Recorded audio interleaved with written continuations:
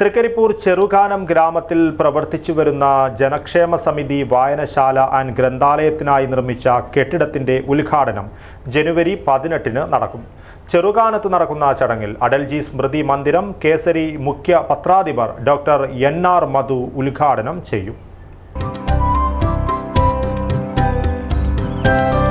നന്മയുള്ള മനസ്സ് പോലെയാണ് പരിശുദ്ധിയുള്ള സ്വർണവും എന്നും നിങ്ങൾക്കൊപ്പം. Roshy jewellery, bank road, അൻകോട്ട് road, Kasaragod.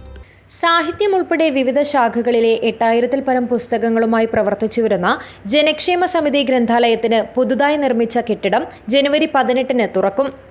ഇതിനു മുന്നോടിയായി വൈകുന്നേരം 4 മണിക്ക് തൃക്കരിപ്പൂർ ടൗണിൽ നിന്നും ചെറുകാനത്തേക്ക് സാംസ്കാരിക ഘോഷയാത്ര നടക്കും. തുടർന്ന് കേസരി മുഖ്യ പത്രാധിപർ ഡോക്ടർ NR മധു കെട്ടിടം ഉദ്ഘാടനം ചെയ്യുമെന്നും സ്വാഗത സംഘം ഭാരവാഹികൾ വാർത്താ സമ്മേളനത്തിൽ അറിയിച്ചു. ഗ്രന്ഥാലയത്തിന്റെ പ്രഥമ പ്രസിഡന്റ് C. കുഞ്ഞിക്കണ്ണന്റെ ഫോട്ടോ അനാച്ഛാദനം library council taluk president P. Venugopalan നിർവഹിക്കും. ലൈബ്രറി കൗൺസിൽ മുൻ ജില്ലാ പ്രസിഡന്റ് P. അംബു മാസ്റ്ററെ ആദരിക്കും. രാത്രി 8 മണിക്ക് ഫ്യൂഷൻ ഡാൻസ് അരങ്ങേറും. ജനുവരി 19-ന് വൈകുന്നേരം 5 മണിക്ക് അങ്കനവാടി കലോത്സവവും നടക്കും.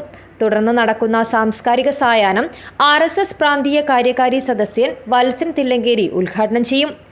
രാത്രി 7-ന് വനിതാവേദിയും ബാലവേദിയും വിവേകാനന്ദ ക്ലബ്ബും ചേർന്ന് അവതരിപ്പിക്കുന്ന നൃത്തസന്ധ്യ അരങ്ങിലെത്തും. ജനുവരി 19-ന് വൈകുന്നേരം അടൽജി നഗറിൽ വൈകുന്നേരം 5 മണിക്ക് അങ്കനവാടി കുട്ടികളുടെ കലോത്സവം സാംസ്കാരിക സായാഹ്നം ഉദ്ഘാടനം ചെയ്യുന്നത് വത്സൻ തില്ലങ്കേരി RSS പ്രാന്തീയ കാര്യകാരി സദസ്സ്. തുടർന്ന് നമ്മുടെ നാട്ടിലെ മുഴുവൻ ആബാലവൃദ്ധങ്ങൾ ജനങ്ങൾ പങ്കെടുക്കുന്ന നൃത്തസദ്യ, അത് ആബാലവൃദ്ധ ജനങ്ങൾ കുഞ്ഞിക്കുട്ടി സഹിതം ആ പരിപാടിയിൽ പങ്കെടുക്കുന്നുണ്ട്. അങ്ങനെ ഈ 2 ദിവസങ്ങളും വളരെ ഗംഭീരമായ പരിപാടികൾ നടത്തുന്നത്. സ്വാഗത സംഘം chairman KV Mohanan, general convener K. Rajeevan, E. Ramachandran, K. Sasidharan, Shaija Ratnakaran എന്നിവർ വാർത്താ സമ്മേളനത്തിൽ പങ്കെടുത്തു. News bureau, Cheruvathur.